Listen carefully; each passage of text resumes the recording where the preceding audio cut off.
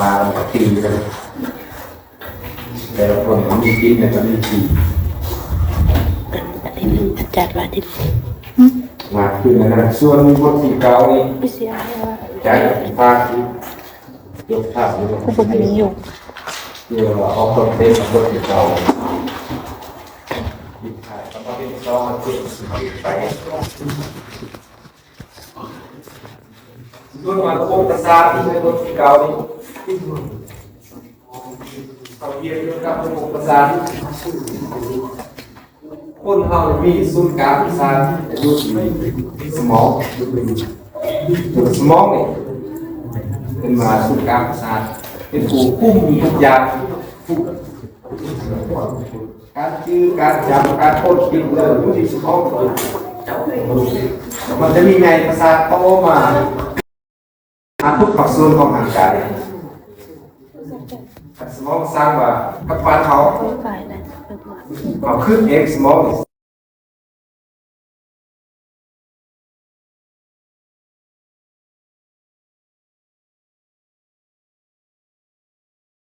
สมองบอกให้คุมเม็ดทุกอย่างคนเราจะรีจะสัวพฤติกรรมแสดงออกต่างๆขึ้นกับสมองหมดสิ่งสำคัญเสียแล้ว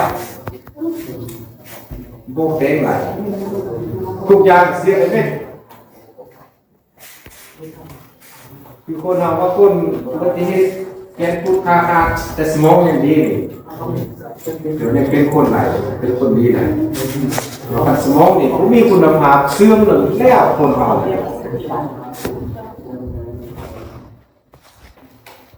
สมองไปเสื่อมไปเตะกันแล้วคนเบอร์คนจ้าคนเมือคนเสียเซนก็มันคือสมองคนเสียเซนกับสมองเสียมันคิดว่าเราคิดกันดีเยอะดีหมดแกโซ่เยอะเสียขึ้นสมองฟุ้งเม็ดสำคัญเป็นที่นี่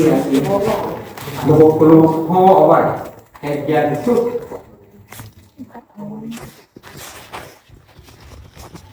รูปพ่อว่าดูพวกมันจบยาครบยาโบราณทุกปีทางประเทศในล่าบุกีรถไฟตามเอาเสาไฟตามเอาคลองแขนแบบนั้นเป็นเลยสมองเป็นรักษาอะไรชุดสำคัญบางคนเนี่ยสำคัญบางคนไหมสมองเสียสละขึ้นมีความหมาย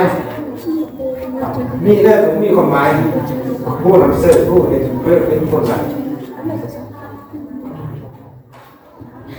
สำคัญเขาเป็นคนยังรุ่งยังน้อยสมองยังกำลังเป็นไงโตสมองเปลี่ยนทางอะไรเนี่ยยาอัสลานคือทางใครสอนตายแล้วจะเอาสมองมาเปลี่ยนเอาคือไหนให้เมื่อไหร่ส่วนอื่นเป็นมาหมดเจอบอกมาใครล้างบอกแก้ข้าวบอกเทสเทียมเนี่ยเปลี่ยนไปไหนเนี่ยแต่สมองเนี่ยย่อมมีวิทยาศาสตร์ประเทศเรียกว่าสมาธิเปลี่ยนเอาสมองคนนั่นมาเสื้อคนนี้อะไรเห็นไหมขันว่ามันขยายตัวเต็มที่แล้วมันแตกสนามของพวกขยายตัวอีกสมองจะมาเปลี่ยนขนาดพวกเองขึ้นพวกนี้สามเจ้าเที่ยวเลยขันว่าแตกจะเป็นหนึ่งแล้วเลยดูโบบ้านเด้อบอกว่าคุณเองเหรอคุณมีความหมายกันเสียสมองสนั่นหักซาที่กันไปกันมาเราขี่รถจับเซิร์ฟกันกระทบเซิร์ฟกระทบคอยไปคอยมาปฏิบัติตามกฎยาหรือโรคของเขา